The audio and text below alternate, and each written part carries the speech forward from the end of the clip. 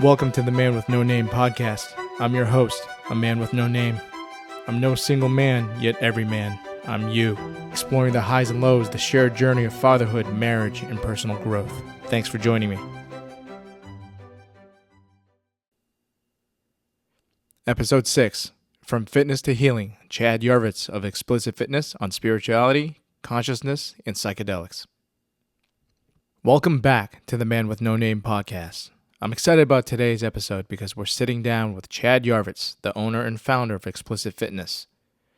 Now, you might know Chad for his expertise in the fitness world, but this interview dives much deeper. We're going beyond the gym and into the heart of his personal journey, one that led him from fitness training to a path of spiritual awakening, consciousness, and even working with psychedelic medicine. In this episode, Chad opens up about his background, sharing where he came from and how his experiences shaped him. But more importantly, we explore his healing journey, how he moved from focusing solely on his physical strength to strengthening his mind and spirit as well. We'll talk about his personal evolution through spiritual practices, his work with psychedelics, and how these experiences have transformed not only in his life, but also his approach to healing others. What makes this interview so special is the vulnerability that Chad shows as he discusses his struggles, his healing, and the ways that he's turned that knowledge into something meaningful for others. If you've wondered how deeper connections between body, mind, and spirit, or how real transformation happens, this conversation is going to speak to you in a big way. Before we dive in, make sure to like, follow, and subscribe to the podcast on Spotify and Apple Podcasts so you never miss an episode. If you like what we're doing here, go ahead and leave a 5-star review, please. If this resonates with you, share it with someone who needs to hear it. Don't forget to follow us on social media as well for behind-the-scenes content and updates on upcoming episodes. Now, let's get into the conversation with Chad and explore the intersection of fitness, spirituality, and healing. Chad Yarvitz, Xplicit Fitness, thanks for coming on. So the purpose today, I want us to get to know you better and then relate that to your journey into fitness, into the fitness profession, and then how that branched out from physical fitness to mental and spiritual fitness. So let's just start off. Why don't you tell me a little bit about yourself? Tell me about your background. Where did you grow up? What were some early influences in your life? Yeah, thanks for having me on to start with. It's an honor. It's always great to be able to share space and have long-form conversation, which is more rare these days. I guess where to start is to go all the way back to my childhood and where my beginnings were with my club and who I become as a person. And, looking over the questions that you sent me for this podcast, I've gotten to a point in my life where I'm not a huge fan of talking about myself. I think growing up in my 20s and in my 30s, early 30s, it was all about me. And it was about showing the world who I was and proving that I'm this cool guy that's got all this shit. And I want to start by just saying that I've had my ass kicked emotionally and physically and spiritually. And I didn't want to come on here and sound like I've got a bunch of shit to brag about, because I don't. I think it's been a hard journey and it's been a long road, and there's still ups and downs, and I think that's an important thing to announce kind of going into it, to let everybody know that that's where I'm coming from. For sure. But to start, I grew up in Santa Clarita, California, and it was a great town back in the day, and there was a lot of sports and a lot of support and a lot of friends. But I lived in a tumultuous household, and I didn't realize until years later that was the case. I was never abused, never neglected. My parents loved me very much, but there was chaos in my household at all times, and there was fighting. I didn't know, coming home from school, if my parents were going to be in a blowout fight, cussing each other out, telling each other they hated each other, and my mom threatening to leave once again. And so that kind of really, now that I'm getting into my later 30s, I'm realizing more and more all the time how that's molded me and shaped me, and how I'm discovering more and more how that's had an impact on my life. I grew up playing sports. I was very aggressive. I got in a lot of fights. I moved schools a lot because of those fights. And I was always drawn towards sports more than academics.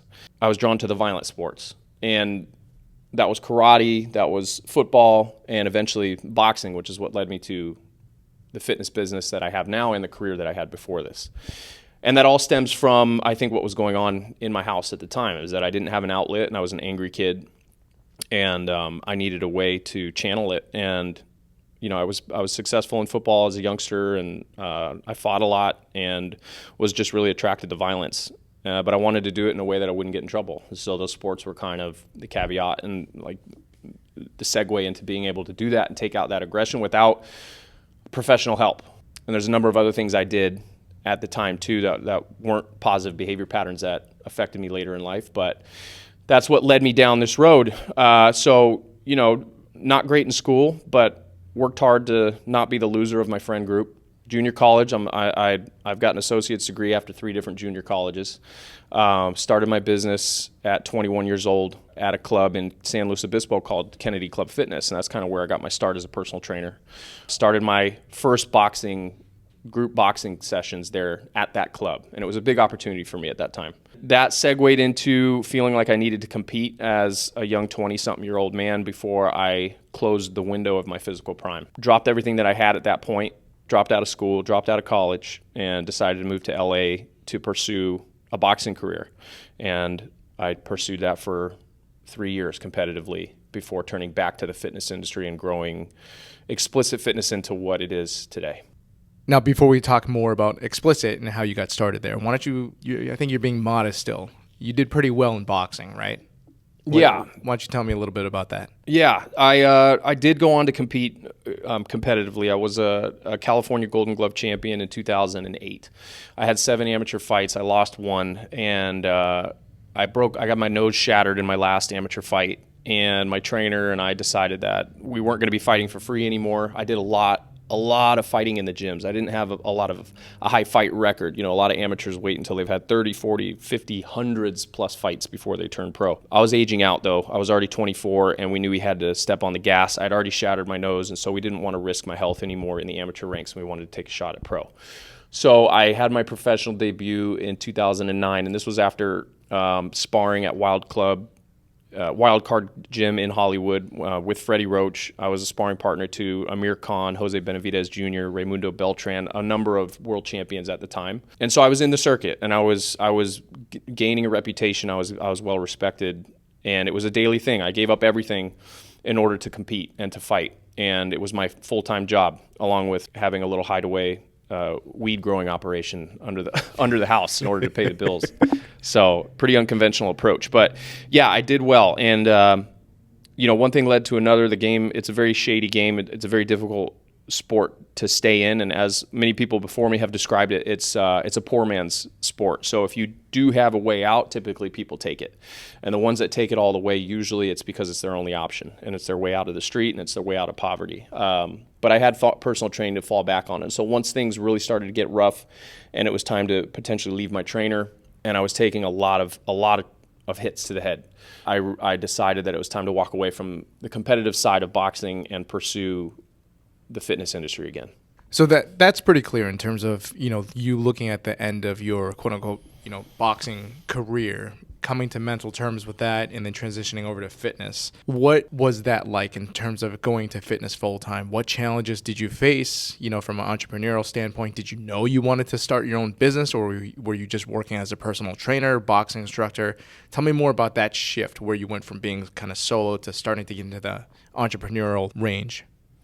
Yeah, so as I was saying, what I did in San Luis Obispo was really successful. I was able to start a small boxing facility out of a major club. They invested in me. The ownership and the management saw what I did. They saw the potential. They handed me a credit card at 20 years old and allowed me to purchase a tent to go on their pool deck of their new facility to build out my own facility. So I basically was operating a gym within a gym autonomously.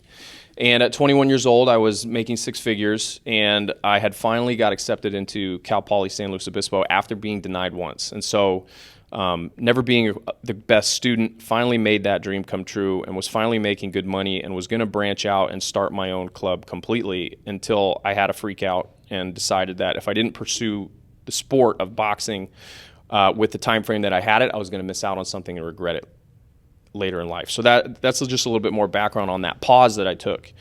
And then there was that 3-year period of competition, and then when it was time to hang up the boxing gloves and go back to the real world, honestly, the working world, it was a very difficult transition because I moved down here to San Diego. I followed my ex-wife. I have a history of following women. So I followed her down here to San Diego, and just started from nothing. I just started by advertising on Craigslist and getting a job at any club that I could in the city. So I was working at 2 or 3 different fitness studios and just trying to kind of piece things together and make ends meet until I could build up enough of a client base to where I could branch out on my own. But as far as the actual transition went, it was so difficult, and I didn't realize until years later how difficult it was to come out of the ring. Physically, it was easy. My body was beat up. The training schedule was rigorous. I had multiple injuries that are permanent to this day. So that part really wasn't hard to walk away from. It was the spiritual aspect.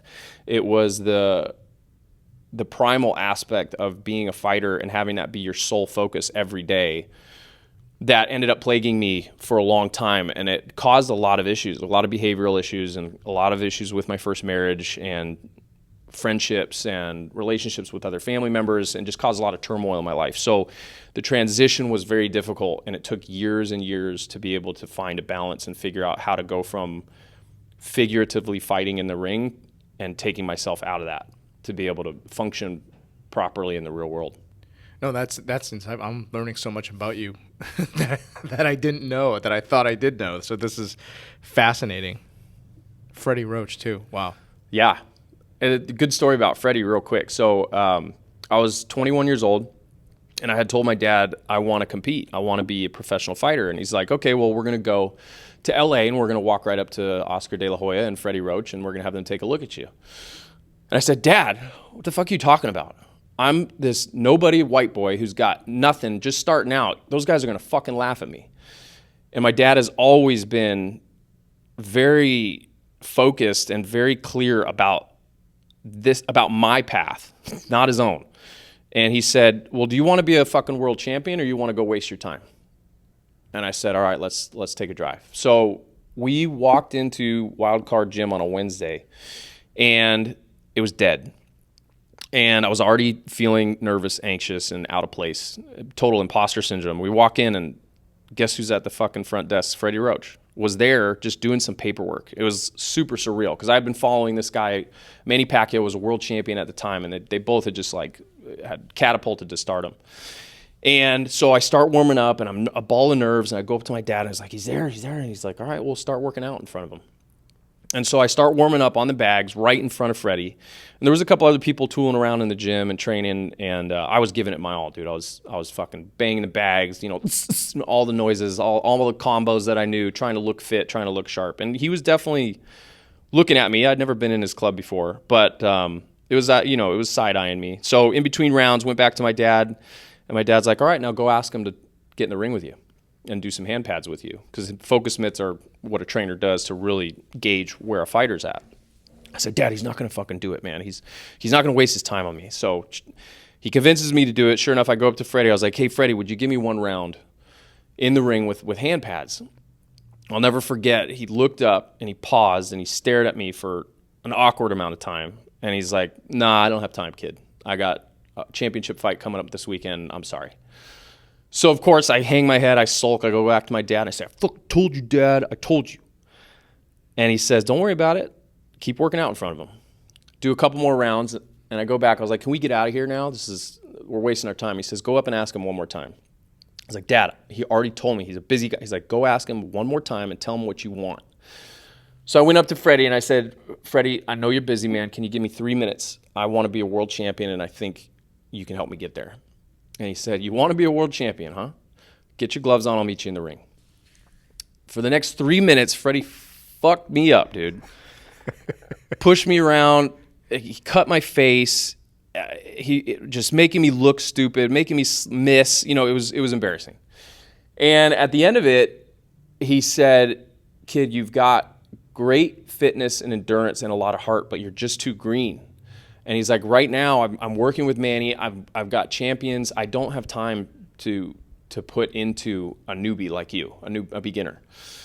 And I said, that's fair. Okay. And so I finished up my workout, and I was packing up and getting ready to leave. Freddie comes up, and he says, you said you wanted to be a world champion. Did I hear that right? And I said, yeah. And he's like, I want you to come back here tomorrow, and I want you to be here every day, and you're going to work with my man Tommy. And the story goes on, and what had happened from that point is I got an opportunity to work with one of his best friends, this guy named Tommy, who looked like he'd been hit in the head with a fucking sledgehammer. Slurred when he talked. I think he was a drunk. But that was the start to the journey of me working my way into Wildcard Gym and having an opportunity to work with world champions and gaining the respect to be considered a top-tier prospect in that area for the time that I was in boxing. That showed a lot of balls to go up to Freddie and start at the top and just say, this is what I want, this is what I want to do. And while I've never heard that story before, I'm not surprised.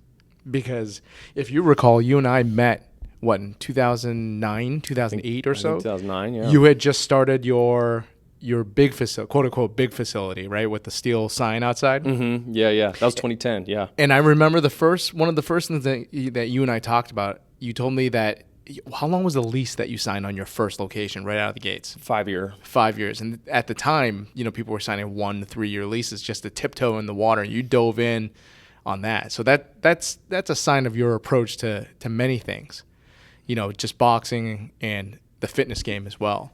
Yeah. And I think that culturally, you've always kind of marched to the beat of your own drummer. Tell me a little bit, in your words, your philosophy on crafting a culture and approach to Xplicit Fitness. How is it different than just a regular gym where people show up and go through the motions?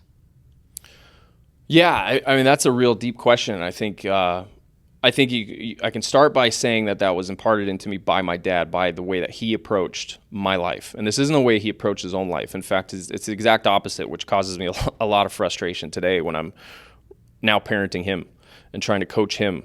But that's kind of been it from the very beginning, which is don't be afraid to go for what you want and don't be afraid to show up as you are and with no regard for what people think about you from a judgmental standpoint. Obviously, you show up authentically, you work hard, you stay disciplined, and you have fun, but you fucking go for it. And that is definitely the foundation of how Xplicit Fitness started is you come here, you train as hard as you can, you become the best version of yourself physically, and there's no way that's not going to transition how you are as a person mentally, at work, at home, interpersonal relationships, and then your relationship with yourself. If you push yourself and demand a lot of yourself physically every day, there's no way that you're not going to improve as a person. And so our philosophy of training at Xplicit in the beginning was we're training as hard as we fucking can every time, like it's the fight for your life, like you're fighting for a world championship. And that has changed a lot over the years, but that is where it all started. And my personal life still functions that way to an extent, but with a little bit more grace and a little bit more forethought. Maturity. If you want to call it that. I don't think I'm mature, but in some ways, I guess there's some wisdom there, yeah. On a side note, how did you come up with the name Xplicit Fitness? Where did that come from? That's funny. I have the original letter that I wrote to myself to trademark Xplicit Fitness in 2007 because I didn't have the means to do a real trademark. And so I heard, the poor man's way is you write a letter, you send it through the mail because then it's a stamped piece of mail that there's record of. And so I took a day and I did a brainstorming session with a notebook and I just wrote down every name I could possibly think of that seemed to go well with fitness. Came up with Xplicit at some point after a bunch of really stupid ones.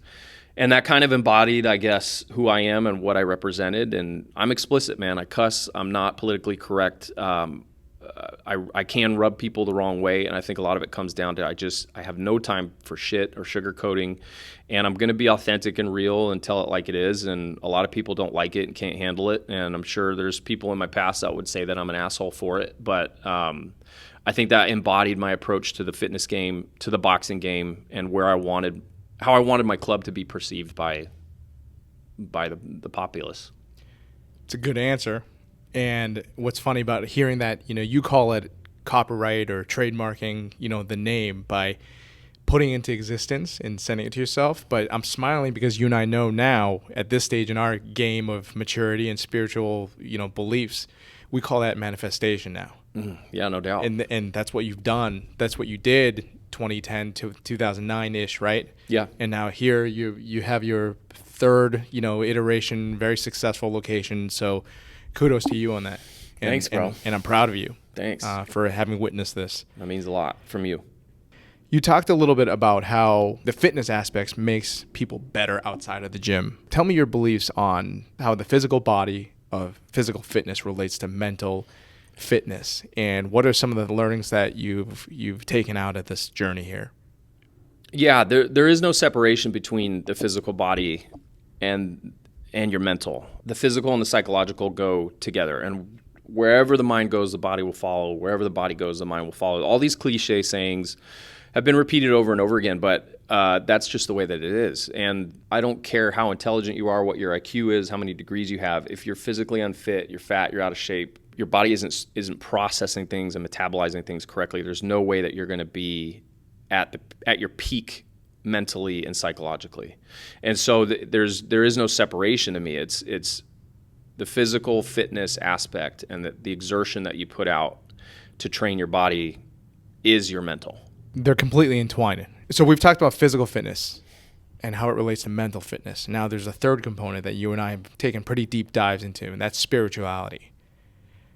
Tell me about your personal journey with spirituality, because you weren't always the Chad that we see on social media, talking about psychedelics and dressed up as, the channel called Seashell or, whatever we joked about before. Sure. Tell me about how you journeyed into spirituality from the mental and physical standpoint.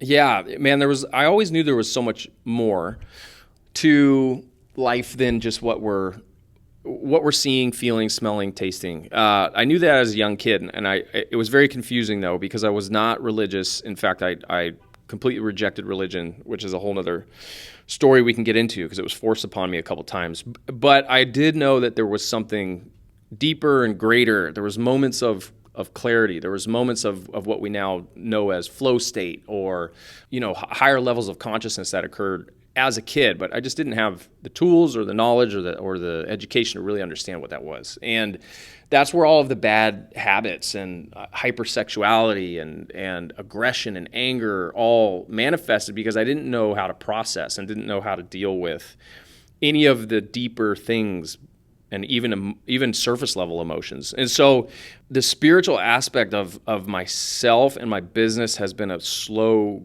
growth. I didn't realize during my years fighting how spiritual of a process it was. I was such an introvert, and I disconnected from my friend group, and I became very isolated, and I had no problem with it. It's very similar to becoming a monk. I locked myself in my garage. I didn't really hang with my friends anymore, even though we only lived 20 minutes away. I was fighting and training and trying to be better and studying tape and conditioning and working skills. And I was so engrossed in it that I didn't understand how important that was to who I was becoming. I was meditating. I was in therapy. I was connected to a higher purpose than myself, this grand world championship that I wanted to achieve, and I was going to do it at any cost. And that became such a focal point that it wasn't until years later that I realized that was the real beginning to my spiritual awakening. Were there any specific moments that helped with your spiritual awakening or spiritual outlook that you have today? Definitely some times during fighting. There was some moments where I had some clarity in the ring, where I could see things went slow motion, and I was able to really realize the potential of my skill when I released my mind. When I stopped overthinking and stopped being nervous that I had a guy in front of me who had 20 pro fights, he was better than me, blah, blah, blah. There was moments of clarity there where I forgot who I was. And I forgot that I was the lesser man. And I forgot that I was less experienced. And I forgot that I wasn't supposed to be dominating my opponent. But there I was doing it all. And I think that was one of the first aha moments that you're only bound and held back by the limitations you set inside your own mind. And again, maybe I hadn't recognized it at that time, but those things continued to come up, and that philosophy continued to come up well after my foray in the boxing game, and it still is where kind of my guiding light today. I don't know if that answers that question for you or not, but it does, because it starts to shape your belief in terms of the flow state, like you said. Allowing yourself to think out of the normal box. It opens up the door to furthering that belief in that flow state, but also into the realm of, say, psychedelics. you and I have had extensive conversations about psychedelics. As a matter of fact, you're one of the first people to introduce me to the concept of it before I even partook in it. Mm-hmm. Tell me about your journey. How did you, no pun intended, how did you go from, the spirituality aspect of it and tiptoeing or stepping into the psychedelic realm? How did you first discover it, and what was your first foray into it? Man, that was a rough re-entry or exit, I guess, from the solar system, man. I grew up partying a lot, and even ever since I was 12, 13, I had this desire to just get fucked up, and I think it had to do with escaping and trying to self-medicate and escape the chaotic household that I was in. And so my initial reaction to marijuana and even mushrooms, like for my 15th birthday, dude, we didn't go to an amusement park. I told my parents I want to do mushrooms with my buddies. And so I had my closest group of friends over. We bought a bag of mushrooms and we ate them. And that was my 15th birthday party because I wanted to trip and I wanted to see shit and I wanted to explore what that meant. And I didn't realize how impactful that was going to be. And it was not a good time to do it. And I don't recommend any fucking 15-year-old does psychedelics. But there was a moment of, oh my God, oh, holy shit, there's more to this than what I see and what I perceive. And so that was really kind of the intro to it. But, if you fast forward to early 20s and really another really impactful psychedelic trip, the week I decided to walk away from boxing, I got my buddies together again and I said, I want to do mushrooms because I want this to be, I was so clean and so sober for my fight career that I wanted to transition and re-enter the world. And I thought that was going to be a really good way to do it. And so I ate way too many mushrooms in the wrong set and the wrong setting, and I proceeded to lose my mind. Legitimately lost my mind to the point where I didn't think I was going to come back. I had a really dark time. I was in a hole. I remember it very clearly. There was a rope that I couldn't climb up. The walls were muddy. There was no coming out of this hole. And I saw that as if I can't get out of this hole, I'm going to be lost forever mentally. I made it out of that hole during that trip, and it was so exhausting. I swore off ever doing mushrooms or any kind of drug or psychedelic ever again. I didn't realize in the coming months and years before I decided to dive back into psychedelics how much that one psychedelic trip impacted the person that I am and how I think about things and how I perceive reality and the fragility of cognition. And it was the right idea to step away from boxing. I think it was some of my deepest fears of losing my mind and getting Parkinson's and seeing other fighters like Freddie Roach with trauma-induced Parkinson's. These were all my deepest fears coming out in that psychedelic trip. I lost my mind because that was one of my deepest fears, and it was a lesson that I didn't learn until way, way later, until I decided that it was time to dive back into psychedelics again. But this time it wasn't to trip out, it wasn't to hallucinate, it wasn't to get as high as I could possibly get to see streaks in the sky. It was to explore my mind more and learn more about myself and see reality for what it really was rather than this veil that we've all pulled over our eyes. It's interesting you say that because we've talked about it. It's either Ram Dass or Alan Watts, but they say there's no such thing as bad trips, there's only difficult ones, right? And now, in retrospect, you see that come into play. You had mentioned something just now. Where you said you were 15 and you went... First time I did mushrooms, You said you didn't want to go to an amusement park, but you kind of did. Yeah, yeah. But you said during that trip, you realized there's something more, even at 15 with this unfacilitated, amateur hour journey. Yeah. What did you mean by that? What did you feel at 15 on this trip? It was the same feeling I had in momentary glimpses growing up. There's some, if you can pay attention to it enough, there's times whether you're playing a sport or you're with your loved ones or you're with your friends or even moments that you can think back on right now that are very clear, happy, and just peaceful moments of your childhood. It was that. There was this all-knowing, all-unifying presence of peace and tranquility, and it's described in so many different ways, and there's so many catchphrases that describe it, but it's the everything in everything. And that was, I had felt it as a kid, but I couldn't perceive it, didn't understand how to digest it.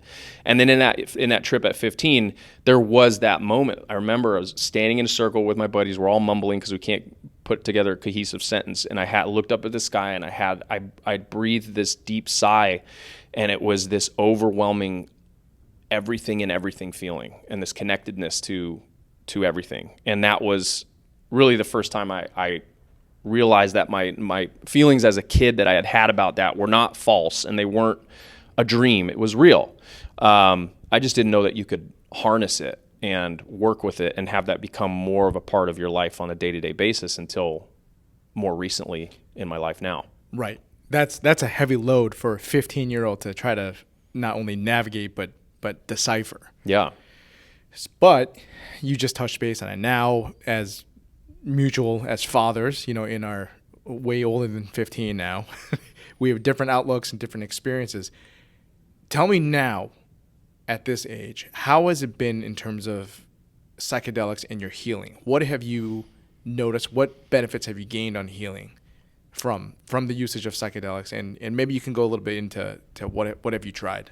Sure. Huge believer, as you know. It's becoming part of my company. It's becoming part of the culture of my business. And that's a big risk. And we're still in the infant stages of the psychedelic revolution where, mushrooms and DMT and LSD, all these drugs are still Schedule 1. And you can get in a lot of trouble for it. It's highly illegal. So just by doing it, just by introducing it, I'm risking a lot of the connections I have. I'm risking a lot of the associations I have in the fitness industry that I've spent decades trying to build. And it's so important to me, and it's so impactful that I don't give a fuck. I don't care what it risks, and I don't care what relationships I may lose, because I believe that it's a game changer and a life changer, not only for me, for you, but for a lot of people that I've worked with. What I realize about psychedelics is that it's a tool, and that it is plant medicine. It is that. It's medicine. And if you're looking to use it to get high, you're missing the point. And if you're also using it as the answer, you're missing the point. All it is a tool to be able to allow you to expand your mind and see things from a different perspective. So then you can go back to carrying the water and chopping the wood, so to say, and live your daily life with a new perspective, and then change your future and change the way that your life is operating. So, for example, once I decided to get back into exploring psychedelics, it was with microdosing. And this was right when, the first hints at using psilocybin, which is mushrooms, as a microdose was coming onto the scene. So I jumped on it immediately, and I started microdosing, and immediately felt a benefit. Wasn't high, wasn't tripping out, but was able to kind of scratch away one of those surface layers of the tension that is everyday life. And that led to, okay, well, it's time to really dive in. And that was when, I started hearing about DMT. And I felt so called to doing DMT that was going to be the next thing that I did. And I obsessed about it until I was able to set up a ceremony and to do that. And when you say DMT, you're talking about 5-MeO DMT. Yes, 5-MeO DMT, which is the most powerful psychedelic known to man. So it's considered the God molecule. That was really the aha moment that I had always been searching for. That was I went into that ceremony with a bunch of questions, but the main question was, show me everything. I need to know what this is all about. And that ceremony gave it to me. It gave me the breakthrough that everyone talks about, where you meet God and you become God, and you realize that God is in everything and we are all that. And as you know, since you've done it as well, it's a very overwhelming feeling, and it's, for some people, very difficult to land after that. What do you do with that information once you're given the keys to the kingdom? There's so much more to it, and there's so much more to my experience with psychedelics, but that kind of, if I'm going to go all the way to tell you how much that has changed my life and my existence and my path and brought me closer to my purpose, it was that 30-minute experience that really proved to me that psychedelics are not something to be afraid of. They're not fucking heroin. It's not methamphetamine. These are not drugs in a conventional sense that we should be afraid of. These are medicines. And if you use them correctly and you set the right intentions and you integrate properly afterwards, they will change your life. You'll never be the same in a good way. I think you nailed it right on the head. I think that, as someone who did not partake in stuff like this growing up, I used to think psychedelics, I picture, like a VW bus, Cheech and Chong, and the psychedelic tapestries and whatnot. Yeah. And what you're describing is very different than, say, like a bunch of 15-year-olds doing Right. mushrooms in a garage. The wrong reason. So I want to hear about, for the people that are listening that might not have done this, I want you to talk about your psychedelic journey. But before you do that, why don't you, since you're so well-versed and so educated, why don't you talk a little bit about some of the keywords you mentioned? Intention, setting. Now we're talking pre, right? Sure. And then the integration. That's the word that I think we were missing there. We're talking about what to do with this information after. So, again, you're well-versed. Why don't you just give an overview of those concepts? Then I want to hear about your journey. Yeah, sure. So I think going into a psychedelic ceremony or to do these substances and to sit with this medicine, you don't do it at the end of a party. You don't do it after a night of drinking when your buddy hands you a DMT vape and you want to just see what this whole thing's about. I mean, it's the worst possible way that you could introduce yourself to this work because it's very intense and it's life-altering. And you're going to see things you didn't expect, and you're going to feel things that you didn't know you could feel. It has to be done in the right environment, and it has to be done with the right intentions that you set previous to. And you have to go into it treating it with the respect that you would treat anything powerful enough to alter or change or end your life. That's how powerful they are, because it does just that. You will end your life so to speak. There is a death. When you go deep enough into a psychedelic trip, there's an ego death, and that feels like a physical death. And to you, inside your head, in that moment, when you're under the influence of these psychedelics, you're dead. You have to know going into it that that's something that you may face. And so if you're in an uncomfortable environment, or you're coming off of a really stressful work day, or you're going through a breakup and you think this is going to fix you, it's the wrong way to go about it. It's something that you need to prepare for. You need to treat it with the respect that it deserves. And that includes a dieta, cutting out caffeine, whatever your vices are, whether it's gambling, video games, porn, alcohol, weed, anything, overeating, sugar. I mean, you have to prepare yourself and cleanse yourself, because all of the vices and all of the demons that have been swirling around inside of you for your whole life are going to surface in a deep trip. And so you have to be in your best physical form and your best emotional form in order to be able to handle what's going to happen. That intention of knowing, why am I doing this?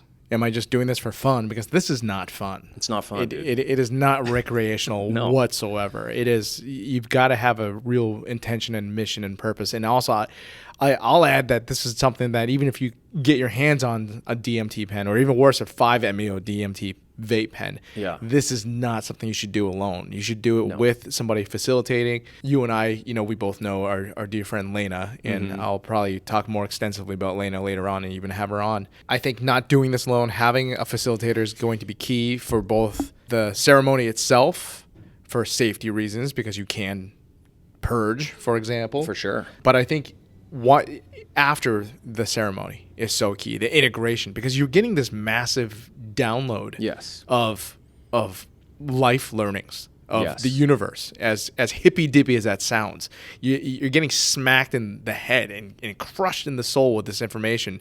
And what do you do with it after? Why don't you talk a little bit about what you know about integration and what that was like for you? That's the most important part. That's where the life changes occur. It's not during the trip. Yeah, you're gonna get your mind blown out, and you're gonna come out of that like, oh my God, I saw God, or I became God, or I understand it all. You're gonna forget all that right away. It's like a dream state. You're gonna know everything, and you're gonna think in the trip that you're gonna come out and be able to explain it to the world and change the world and solve world peace. But you're gonna come out and you're gonna forget it all, and it's all about journaling and coming out of that experience and starting to apply the lessons that you've learned. And some of those lessons are beyond your lifetime. You're going to download trauma and things that have been passed down for thousands of years from generation to generation. You're going to have this overwhelming understanding of your experience and your life and beyond.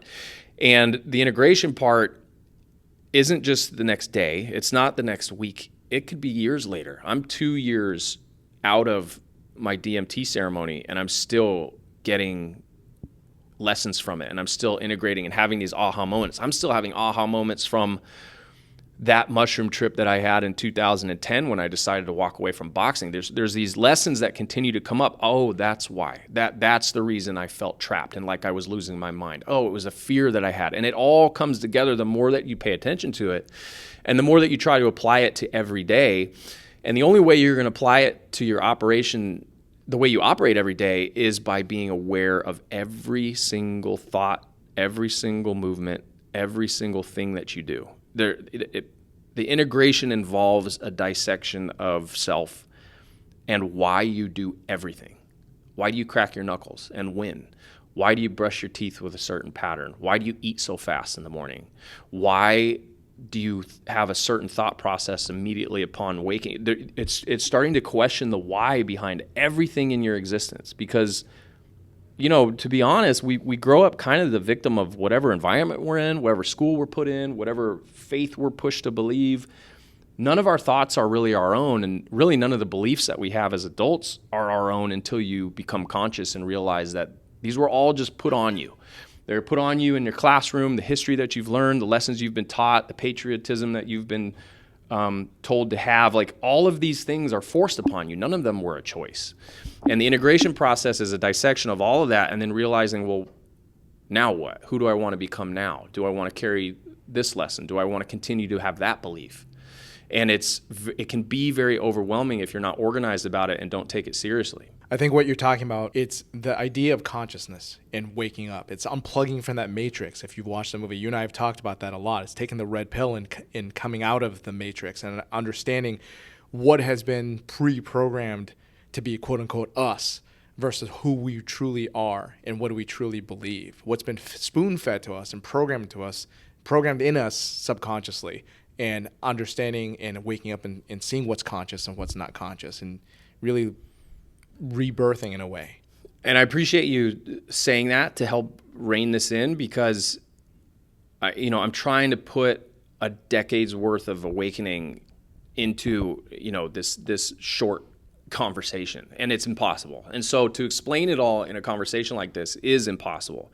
But what you're saying is how you boil it down, and that's how I boil it down for people when I'm introducing them to this work, is that there is the conscious and the unconscious. And it's not literally sleeping on your pillow or awake and walking around. It's beyond that. It's, are you awake and conscious and aware of the everything in everything? Are you aware of how you're showing up? Are you aware of your energy walking into a room? Are you aware of your reaction on the road when someone cuts you off, and how you're then pissed off for the rest of the day but didn't even know why you were pissed in the first place? It's having this deep understanding of knowing every move you make and every thought you have and the why and the where it's coming from. That's conscious, and that's being awake, and that's being centered. The hard part about this whole thing is, people will have a spiritual awakening, myself included, and then you think the work is done. I'm enlightened. I've got it all figured out. You will very quickly become unconscious again. The ego will take control and pull you back into your shit behavior patterns and have you doing the things that were your safety net in the past. And you can very quickly fall back asleep and become unconscious, even if you've become enlightened at any point in your life. And so consciousness is not a thing that you became. It's a thing that you are always becoming. You're constantly working towards consciousness. And the second that you let off the gas, you start to become unconscious again. I would even argue to say that the people that feel enlightened, that's where you start getting into the dangers of some of the psychedelic work, where people get the messiah complex, right? They feel like they have everything figured out. The thing that I've learned from my journeys, and you and I have talked about this, is that when you go through this process, it's actually opening the door to show you that you have an infinite number more steps to take, that you actually don't know anything. Yeah, you don't know shit. You don't know shit, and you're just starting off on this journey. And the take-home message is that you'll never reach the end. There's no destination. That you are perfectly imperfect. You'll never attain that true nirvana, that true enlightenment, as we read about the monks, but the destination is the journey itself. And that's the lesson with everything, right? It's not just meditation or quote unquote enlightenment or nirvana or psychedelic awakening or spirituality. It's everything that you're doing. I'm not trying to build this gym to open 10 locations, to then open 10 more, to then have 100, to then be the best. Like, that was the trap that I was in. And that was with earning money, and that was with chasing women, and it was with everything. Everything was, I got to just get to blank. If I can just get X. And that is the trap that we're all in. And that's part of that ego-driven unconscious mind where it's never enough. You're never satisfied. And then on your deathbed, you're going to be thinking, fuck, I missed the whole thing. Yep. Yep. And everything that you ever want, you have now. Everything you ever need is now. Yep. Everywhere that you need to be, you're here already. Yep. So there's nowhere to be but here now. Right. And I think, again, listening to myself say that, yeah, I sound like a hippie, but that is the lesson that you get from this work with psychedelics. Yeah. All of the shit that you and I grew up when we would hear hippie talk, hippie speak, man. It was a different language, and you see these people, they're just floating around, and they're just on drugs. They never had a hard day in their life. They're out of touch with reality. Some of them, absolutely, no doubt. But all of the phrases, all of the cliche sayings, all of what you're speaking of, the being here now, the presence, the center, it's all real, dude, and it's all true. And you just can't appreciate it or really understand it until you've had a glimpse of it yourself. And then once you do, and you realize that you don't ever want to go back, then you're constantly every day fighting for that consciousness over and over again. And it starts again, no matter how far I got yesterday, no matter how deep my meditation was or how intense my psychedelic trip was that seemed to be so profound, that was yesterday. And what am I doing to integrate those lessons today and try and be a better man and more conscious tomorrow? This sounds like a lot to process, but at the same time, it's a lot of conscious freedom to have this awareness too, because the alternative is to take the red pill, is to stay plugged into the matrix, not have these thoughts and just see what you have in front of you, all the stuff you bitch about on day to day, the bills and the work and the school and all that stuff, and never unplug from that. That's the alternative. And I'd much rather have this level of consciousness and awareness. You make a really good point. It's so simple. Meditation itself, if we're going to isolate that, is the act of taking away, right? And so it's the act of carving out time to try to sit with the nothing and to sit with silence or music or whatever you're using to meditate. But meditation is a stripping away. It's not an adding to. And so people think about adding meditation to their lives. Oh, that's just another chore. Oh, that's just something more I need to add to my plate. But it's an active pursuit of taking things off of your plate. It's listening to the mind. It's first observing what is going on in your head. And that's what is fucked up about meditation, is that it seems like this far off never land that most people don't get to achieve. You and I were lucky enough to have DMT to open the channel. I mean, really, dude, if I didn't do DMT, I don't know if I could have this conversation with you today and be so confident in my ability to meditate. It opened a channel for me. But what it did is it was that aha moment of meditation, just sitting to meditate, to be conscious and mindful, and to even just observe what I'm thinking. That's meditation. It's not where you float from your body and you're hanging on the tree limb outside and you're completely disconnected. Sure, those moments are very great, but I don't get that every time I meditate. Half the time I meditate, I actually don't ever stop the monkey mind, but I take a moment to observe it and understand what it's saying. And I can realize how fucking psychotic it is. And then I can disconnect and realize that is not me. I am the conscious observer observing the psychotic mind that is in control all day, every day. I'm not associated with that. That thing's out of control. I'm something else. I am myself. Once you can create that separation, that witness awareness, that's the first step to the breakthrough of meditation. Because then you can realize that you're not your thoughts. You aren't the traumas. You aren't the constant nagging that you put on yourself. You're not your negative self-talk. Those are all things that are occurring within your mind, but there is a separation. There is the self that is just incurring those things and thinking about those things. And that's kind of the first step. That's Eckhart Tolle watching the thinker. Yes. The observing mind versus the thinking mind, and the delineation, the separation between the two, and the awareness that you gain from that. That is mindfulness. Yes. I don't want to forget about people that might be listening, that are listening to this and kind of understand it and trying to follow along, especially ones that have never done psychedelics. I want to hear you talk about your first journey what it was like, what you saw, but then that still probably won't make too much sense to people. But I'd love to hear the learnings that came out of that. So why don't you talk about what you experienced and then what downloads you got out of that? Yeah, the DMT trip I had, I went into it very nervous. With any other psychedelic I've tried, there's nerves involved because you don't know how you're going to react, you don't know how you're going to feel. So by sitting with Lena, who you've described, I did my pre-ceremony intention setting, which is very important. What do I want out of this? I journaled. We had a talk 2 weeks beforehand, and I went into it. I did a dieta. I cut caffeine, alcohol. I worked out very hard, got plenty of sleep, ate healthy, all that shit. And when I went to sit with her, she's like, how are you feeling? And I said, well, I feel fucking nervous. This is about to be the wildest trip of my life, and I know it, and I don't know how to feel. And she's like, well, why don't we do a hape ceremony? And that was my introduction to hape, which is ceremonial tobacco. And this is a finely ground up powdered tobacco that's been used in the Amazon for thousands of years by tribes in Brazil and Peru. It's a snuff that's blown into your nasal cavity, so very uncomfortable. I was like, okay, well, I trust you, so let's do it. And so she served me the hape, and I immediately had this feeling of grounding and connectedness and a rush of I'm ready for whatever is going to be thrown at me right now. That's why I serve hape today, and that's why I think it's such a powerful medicine as a bridge to people who aren't ready for a deep psychedelic but need to tiptoe and have an understanding of what plant medicine can do for you. I'm a huge believer in hape. But anyway, after that, she gave me the first dose, and it was an intro dose, and it was very pleasant. It was white checkerboard blankets coming from the outside of my peripheral vision and going towards an infinite center. And it was a very welcoming black and white clear checkerboard. This is the 5-MeO DMT. This is the 5-MeO DMT, and it was an intro dose, so it wasn't a full-blown dose. Handshake. A handshake, like you say. Yeah, exactly. I immediately saw 2 images that I hadn't seen probably since middle school history class. I saw the Eye of Horus, which is the Egyptian eye that looks like it has makeup on it. No idea where that came from, no idea what the significance of it. And then I also saw the head of Shiva.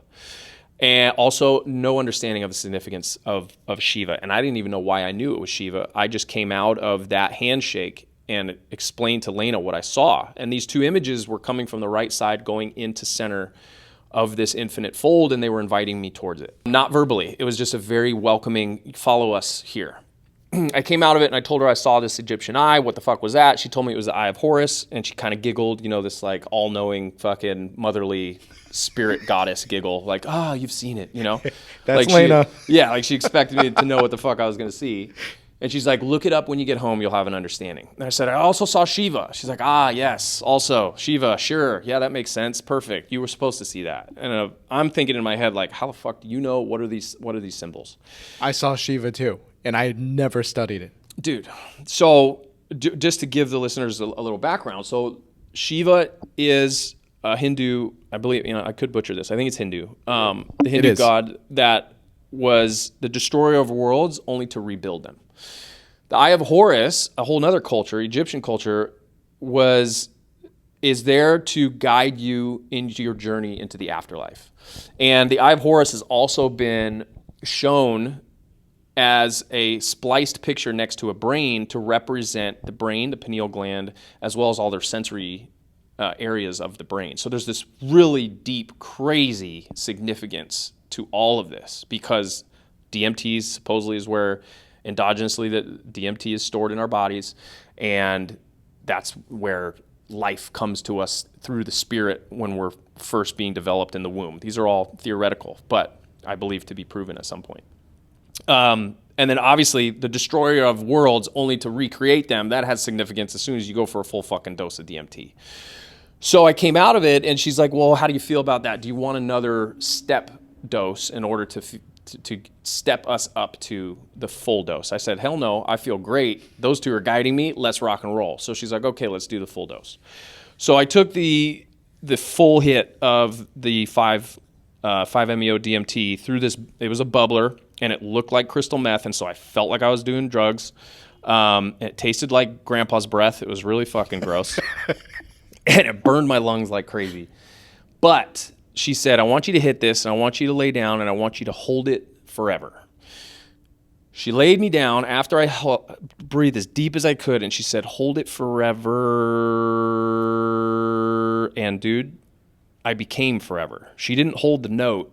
I became forever.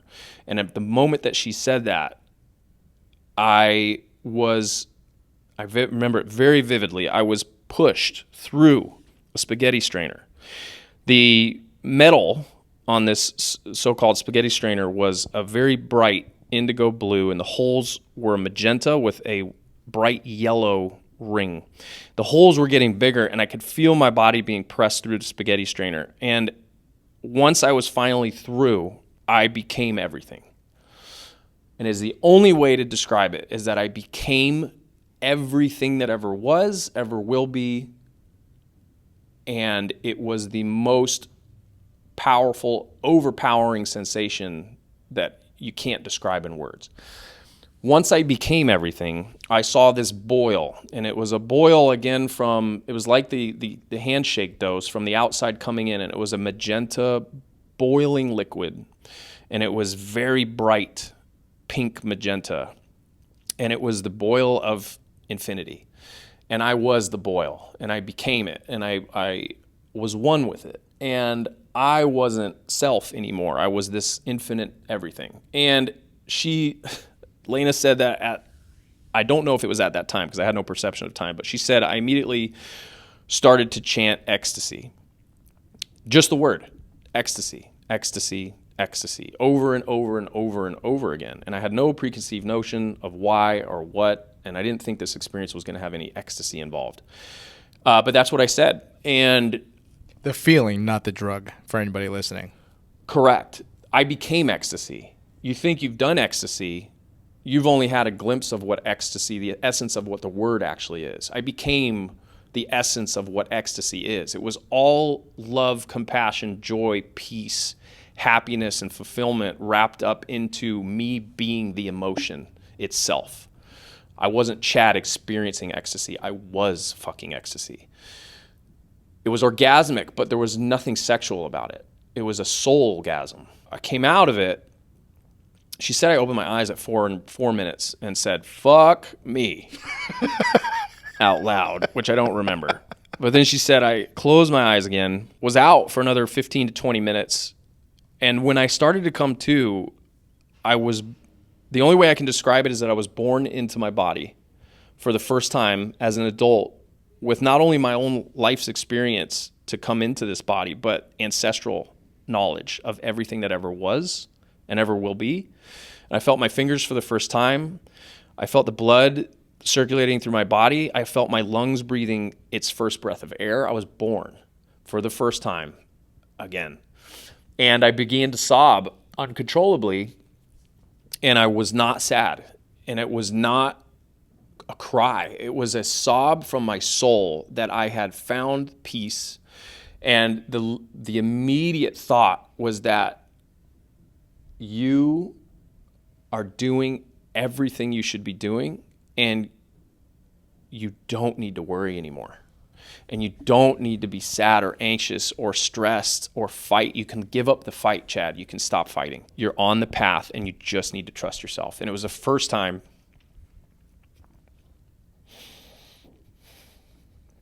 Sorry. I'm here with you.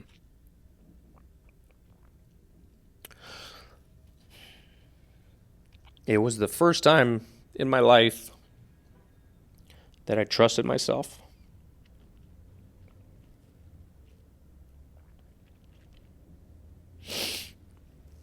And obviously that changes your life. Because I could give up. I could stop. I could stop fighting to prove shit to everyone but myself. And I was doing the right thing, and everything was going to be okay. And I just needed to proceed and continue and trust myself. And goddamn, brother, that there's before DMT and after DMT. And it gave me all the answers that I was seeking my entire life, and all of the things that I knew, but I didn't know how to access. And now I was given the opportunity to believe all that I thought I knew. It's beautiful. Yeah. It's beautiful, and it's beautiful to hear. you're emotional right now. I'm getting emotional because I know what you're feeling. I've been through what you've been through. And what's interesting is hearing the story really for the second time. The first time I heard it from you, it was before I did 5-MeO DMT. So I heard it and I was like, I follow. This sounds really trippy, but I'm following along. Now, as a person who's been through the journey, I follow and I feel what you feel and I know exactly how you feel. Yeah. And another thing that came to mind was that you were talking about the feeling of being reborn. There's theories, and it's based in science, that going back to what you're saying, DMT is endogenous to our pineal gland. And there's a theory that the pineal gland has bursts of DMT when you're born and when you die. Hence the near-death experience, but when you're born, coming into your body, feeling it for the first time and having those emotions and that release and crying as you're being born into the world, I can see why people believe that. And I can see why this process really feels like a second chance at life. I'm 100% convinced that is the birth process and the death process. There's no convincing me otherwise. And because I think the part that convinces me so is the familiarity of it. I knew the feeling. It was an all-knowing, I've been here before and I've always been here. And it's happened multiple times. Yes. And this is the everything. That's birth and death. And it wasn't an unfamiliar, scary feeling. It was this overwhelming, this is it. This is what I've been searching for. It's such an uncanny feeling, isn't it? Weird. That you sit there and you head into these ceremonies going, what the hell am I about to do? Right? And then the moment that you hit that feeling, something is telling you, I have been here before and I have been here infinite number of times. Yeah. It's such a uncanny feeling. Yeah. And it feels like you're almost returning home in a way, that you've been here for countless number of times, millennia. Yeah. And if you do it at the right time, we're talking if you take this journey at the right time in your life, when you've done a lot of the work and you've done the therapy and you've tried to be the best human you can be and you've stopped lying to yourself, if you do it at the right time, you can never go back to the toxicity that you were before. You'll never fall back into the patterns as long as you continue to remember how that feeling was and you're dedicated to doing the work afterwards. Because the who you were and the behavior patterns you had and the shit behaviors you were doing in your life are a poison once you come out of this medicine. You can become unconscious again if you want to dive back into that stupid shit and pick up your old habits. But in the beginning, it's going to feel like a poison and it's going to feel toxic and you're going to know you're fucking lying to yourself. But if you continue to work forward and you continue to remember that day and how it changed you, you'll be a better person for it for the rest of your life. You know what's funny about that? I hear that, and to me, that sounds like the definition of enlightenment. But you and I know that's a fallacy. All that is a step towards enlightenment, and that's the awareness that you have, that we don't know all the answers, but we still know more than we did. Yeah, well, I think DMT is enlightenment. I think it gives you it gives you the trip. Here's the rocket ship to enlightenment, buddy. Here's how it feels, and here's what it is. Here's what this whole motherfucker's about. Now you get to go home and try and chase this every day. And by chasing it, you're not doing drugs more. You're not then trying to get your DMT trip on the next week. It's how do I, while in this reality, conduct myself in a way that I can inch closer to that impossible feeling of enlightenment in the regular day-to-day life. That's the key. That's meditation. Meditation is the pursuit of enlightenment. It's not the achievement of enlightenment. It's the pursuit of it every day, and how are you taking another step closer to it every day in your actions, in your words, in your self-talk, and in your mindset. Couple closing questions. For people that are listening, that hear this, they say, you know what, I need to change. I want to make myself better. I want to snap out of this matrix. I don't want to be unconscious anymore. But going through a spaghetti strainer seems very stressful. Spaghettification is the little extreme. Yeah. Well, how would you advise someone that wants to get into this but doesn't want to jump head first? You know, what baby steps would you recommend for them? I think that's a really good way to tie it all up. Definitely begin a gratitude practice, because, beginning meditation, even that, so it's like, oh, fuck, I've tried this before. That's what I hear from people. I've tried meditation, I can't do it. Okay, well, meditation, let's take that off the table. Let's take that word off the table, and let's start with a gratitude practice. Let's start with an observation exercise. Wake up in the morning and let's just think about what's observe what you're thinking about. When you wake up tomorrow, when that alarm goes off, I want you to just sit for 30 seconds to a minute and observe your thoughts. What are they? Understand you're not those thoughts, but be an innocent bystander watching the thoughts. That's the first step. It's the witness awareness. And try and do that throughout the day. If you get cut off and you're starting to get pissed, don't give in to the pissed. Don't give in to the anger. Think about observing those thoughts. What are the thoughts? What is the feeling? It's becoming a conscious and curious observer of all things that you're going through.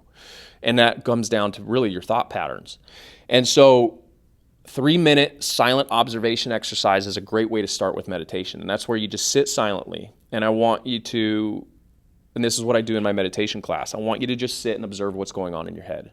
And I want you to imagine you're a fly on the wall listening to the conversation that's going on in your head with the self. You're not in it. You're not a part of it. You're not talking. You're just observing what that conversation is. And you're gonna realize some real trippy shit. You're gonna see how psychotic the human mind really is. Perfect. I think that's a great way to start. Doesn't involve any journeys per se, and it's a good way to start to build that mindfulness. And then when you're ready to take the next step, that step will come to you. It'll call to you. That's what we say, right? Yep. Any final words before we say goodbye to either the people listening or even to yourself? Yeah, I think for one, thank you. Seeing your journey has been incredible. And I know the whole point of this podcast is for you to remain anonymous. And I think that's actually beautiful, is because you are every man and I am every person, as is everyone else. And I think the way you're sharing yourself and you're being very vulnerable about what you're doing is important, and there needs to be more of that. And I think as long as everyone can understand that, as long as they can be more vulnerable with themselves and more truthful to themselves and stop lying to themselves, then they can show up and become the person that they want to be. For people to not be overwhelmed by this conversation and think that there's this huge mountain to climb and that there's so much to do, and then that there's this impossible barrier that they have to break through, because you'll never get started. And I think that just starting with mindfulness and gratitude practice and just observing your thoughts, as cliche and as overused as those fucking terms are, you just got to do it, and you got to dedicate yourself to it, and you have to learn to sit quietly. Get your phone out of the room, get away from your computer, get away from the TV, get away from other people. Learn to sit with yourself, learn to be with the self for a while. You'll start to really uncover and learn a lot about yourself in that process. I think that as long as someone's in the pursuit of becoming a better person every day, and they're dedicated to not lying to themselves anymore, they're going to find the way. They're already on the path. Good and sound advice. And also have grace for yourself too. Always. Loving yourself first is the big lesson. That was my lesson in an ayahuasca trip, which we didn't get to in this discussion. But loving yourself and kindness to yourself and positive self-talk is the base foundation to all of it. If you can't be kind to yourself, you're never going to get anywhere. Well, I love myself. I love you. Thank you very much love for you too, man. Spending time with me, being vulnerable, opening up, sharing your knowledge. A lot of my journey has come because of you and the wisdom and guidance that you've given me to start, the ongoing support. I had a tough time this summer, and I had to call you up, so I'll be eternally grateful for that and everything else that you've done for me. I think it's just important to remember we're literally walking each other home. Ram Dass. Mm-hmm. Although I'm anonymous, you are not. So real quick, who are you again, and where's your facility and your website? How do we find you? How do we take your classes and get involved and get better physically, mentally, and spiritually? Yeah, thanks. I'm Chad Yarvitz, and I own Xplicit Fitness here in San Diego. And you can find us. Search us on Instagram. Look for the guy in a dress. Here to help with people, fitness journey, spiritual journey, whatever, man. Just here to help humans be better humans. And everything that you said, I echo it, man. I love you, and I'm very grateful for you and our brotherhood and friendship. And we've seen each other through a lot of dark times, and seeing each other emerge as better versions of men than we were when we first met. And I think that's what this whole thing's about. So thank you. Many lifetimes, and that's a whole nother can of worms too. Yeah, another podcast. Thank you so much, Chad. Thanks, bud. I want to take a moment to say a huge thank you to Chad for joining me today and sharing so openly about his journey. From his early days to building the business to the exploration of spirituality, consciousness, and the transformative power of using compounds like 5-MeO DMT and psychedelic medicine.